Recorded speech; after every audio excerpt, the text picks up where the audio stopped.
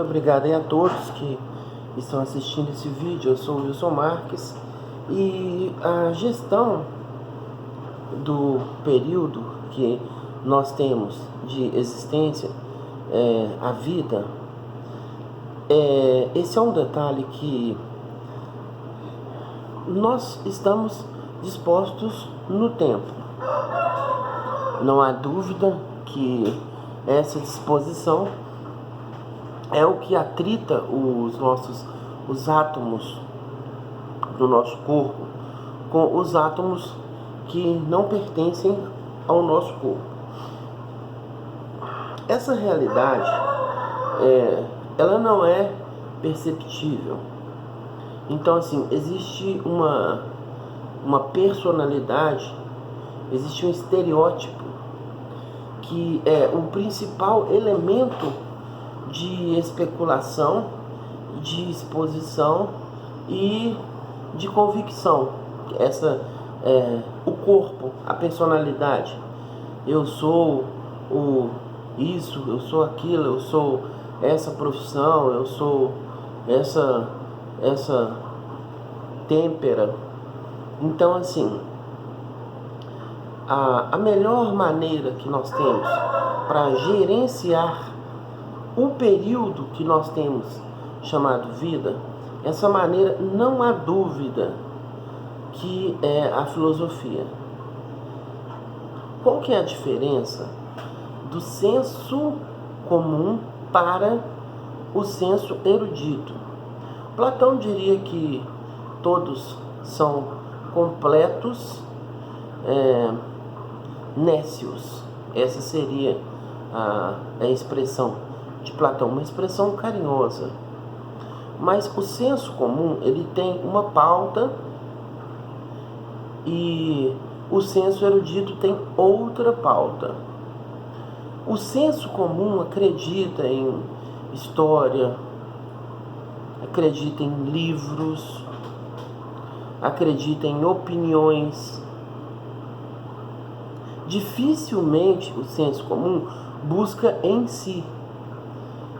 Dificilmente o senso comum olha para si, para dentro. Ele busca o que está fora. E a filosofia é justamente essa busca interior. E essa busca interior, ela ultrapassa esse limite interno e atinge um plano anímico. E o plano anímico ultrapassa todo o limite externo. Assim, parece até poesia, mas não se trata de poesia. Isso é o livre pensar. E o livre pensar, como por exemplo, ficou estabelecido filosofia instantânea, porque no próximo instante desse vídeo ele já jubilou, ele já prescreveu. Porque sempre a referência que eu estou utilizando é a pauta biológica. Qual que é a sua referência? Se você tiver uma pauta biológica, se a referência sua de existência for estritamente o que está ao seu entorno e a sua vida é pobre, porque você vai perceber que mesmo que você viva todos os dias aprendendo tudo que for possível você aprender, você ainda não conseguirá aprender tudo. Impossível. Então, o enciclopedismo é uma das atribuições dadas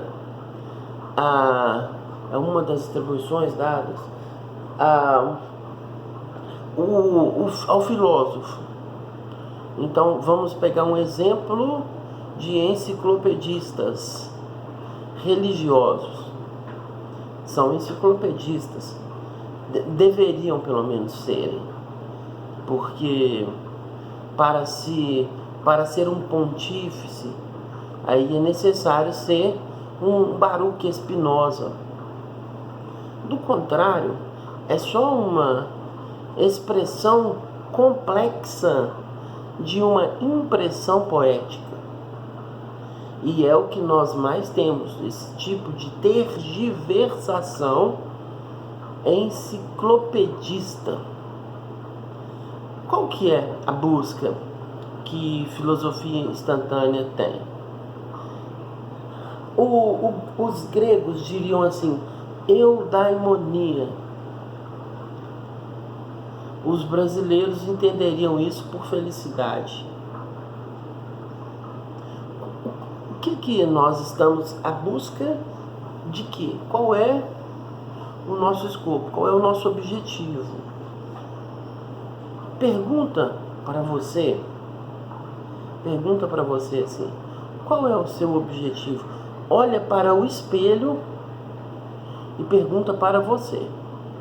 Se você tiver essa coragem, você vai crescer, você vai ter catarse, você terá dificuldades que eu não consigo mensurar, porque a partir do momento que você olha para você, como o retrato de Dorian Gray, Oscar Wilde, Dorian de tanto viver as máscaras, esqueceu quem realmente era, porque era só máscaras colocadas em cima de máscaras. Então olha para você no espelho com um olhar firme, fixo, como eu estou olhando agora para esse telefone que está fazendo a gravação, e pergunta para você qual é o seu escopo. Esse escopo você vai estudá-lo. Se ele for biológico, aí eu vou dizer assim, é pobre. Você tem uma meta muito pobre. Porque a sua meta, inclusive, ela não vai ser atingida. Porque não tem como atingir uma meta biológica. A estrita necessidade do corpo. Vai faltar alguma coisa. O que vai faltar? Esse é o motivo das síndromes do pânico, da depressão, do estresse. O que é isso? A pessoa cheia daquilo que ela sabe que ela sabe quem ela é, mas ela está fingindo, como Dorian Gray. Ela está fingindo. As pessoas falam assim, bom dia, tudo bem com você? Nossa, como está sua mãe? E seu filho? Que maravilha! Nossa, estou muito feliz por isso, que eles estão bem, graças a Deus. Que Deus abençoe a sua família, a sua vida, seu trabalho, tudo em você. As pessoas falam isso. Isso que elas estão falando, qual que é o significado? É sincero? Como uma pessoa que nem sabe o que é Deus pode falar assim, que isso que ela não sabe o que é, faça alguma coisa, que ela também não sabe explicar que coisa. Porque o que seria essa bênção? Vamos imaginar assim, se essa pessoa não falar isso comigo, aí meu dia, eu vou ser triste naquele dia, eu vou bater o carro. Para que as pessoas falam isso? A pessoa fala assim, bom dia, aí você fala assim com ela, oi, tudo bem, excelente dia. Aí a pessoa, o quê? Eu já fiz isso. A pessoa falou assim comigo, bom dia. Aí eu falei assim, excelente dia. Ela não entendeu. Eu até pensei assim, será que a atribuição ortográfica da palavra a qual eu mencionei apresenta qualquer nível de complexidade cognitiva para aquela pessoa? para ela não entender, ela não entendeu, porque ela está tão acostumada a usar essa expressão, que ela nem sabe o significado dessa expressão. Pergunta para essa pessoa assim, por quê? Eu gosto de citar o exemplo de Lísias. Ah, amigão, como é que tá? Olha, assim, bem, Lísias. Mas você é meu parceiro, Sócrates, um abraço aqui, você é meu amigo. Você é meu amigo, Sócrates. Bom, Lísias, não sei. Não, Sócrates, não, você é meu amigo, Sócrates, não é possível. Você é meu amigo, sim, Sócrates. Você... não sei, Lísias. Não, Sócrates, você não é meu amigo? Eu não sei, Lísias, eu não sei o que é amizade.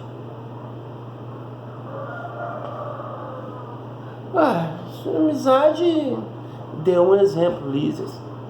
Um exemplo, não é o Sócrates, esse é pobre, seu exemplo. Aí veio outro, um terceiro, e na amizade o Sócrates, esse ainda é um pouco mais pobre do que o primeiro exemplo de Lísias. Aí veio o quarto, e por fim tinham muitos. Fala então o que é amizade, Sócrates? Sócrates, eu não sei o que é amizade.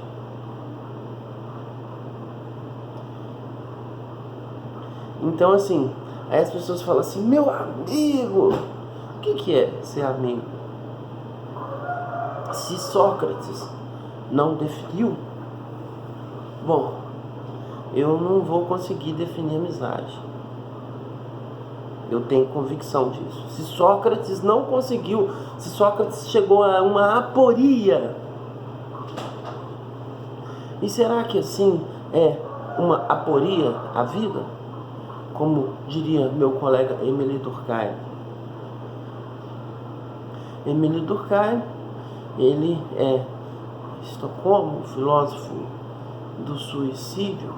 Ele apresenta a convicção de que existe a pergunta de Émile Durkheim, seria mais ou menos assim, existe, as pessoas falam assim, qualidade de vida, é o contrário, é vida de qualidade. Então o adjetivo ele tem que dar um benefício para aquela palavra a qual ele se refere, né? As pessoas invertem isso aí, mas enfim.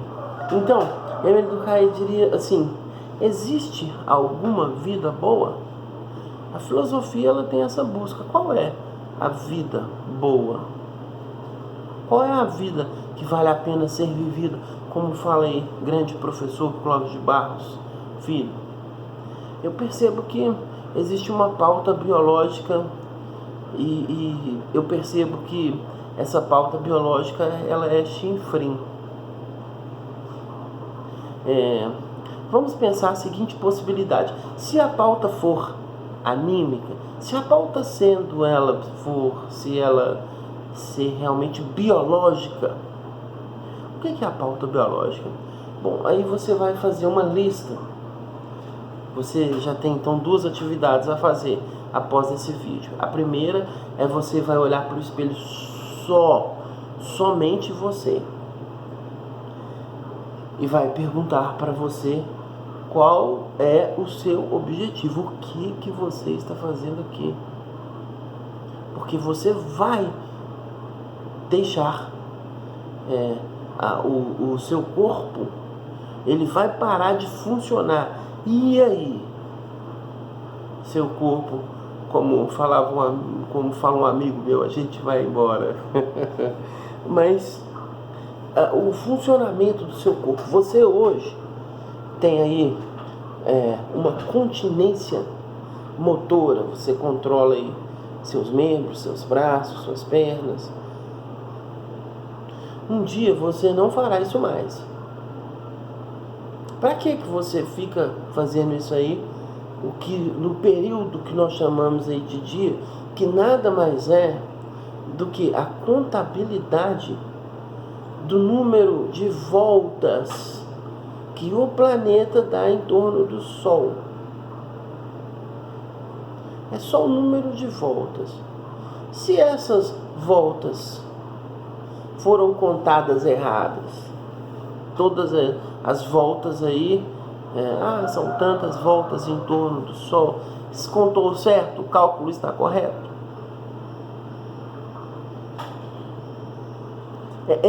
Existe mais opinião do que convicção. Eu não tenho dúvida que Cronos, o tempo, ele é esse tempo que tem.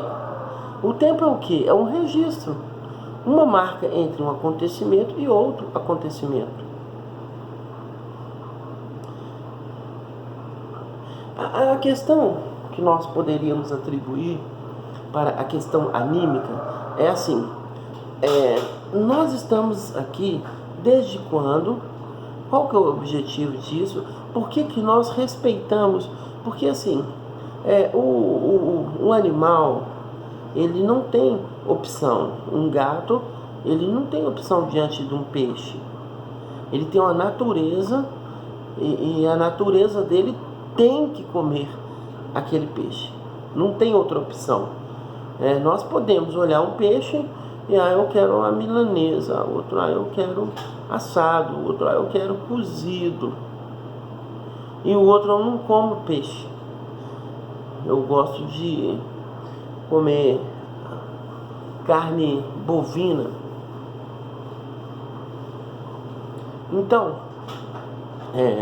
nós temos opção. Qual que é a única maneira de nós podermos viver bem? A única é a ética. A ética é o acordo, é o Leviatã.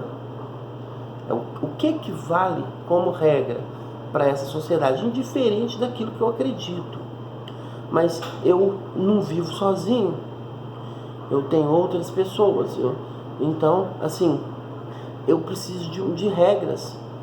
E a simplicidade dessa necessidade, ela é tão assim,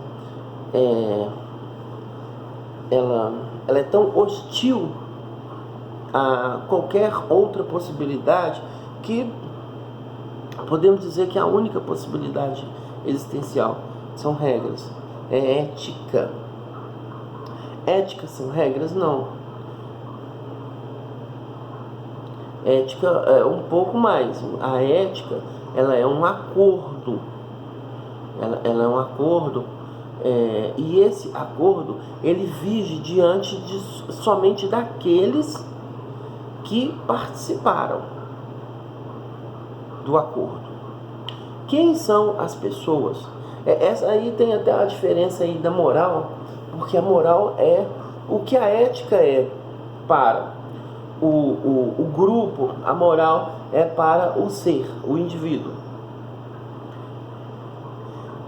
Qual é a possibilidade que nós temos de ter a vida boa? Aí entra Ulisses, Ítaca, rei dessa ilha, e ele teve que escolher, teve que fazer escolha. A eternidade e a juventude num lugar que ele não era aquele que ele queria, não era, por mais que o lugar era demais, né? O Ulisses, o esposo de Penélope, a mitologia, ele teve que escolher não ter a eternidade e a juventude. A mitologia, isso. Mas a mitologia que... O que serve a mitologia? Ela não serve. A mitologia, ela não serve para eu entender a realidade. A mitologia serve para eu entender o que passa pela cabeça esses antecessores, esses que construíram essa sociedade que nós estamos inseridos. Porque assim, as pessoas, quando elas se casam, o pai leva a noiva até o altar. E por que você casou nessa igreja? Eu casei porque só para a sociedade. Para mim não tem sim. É assim. Por que você fala assim com seu pai? Bença, pai. Isso é credibilidade.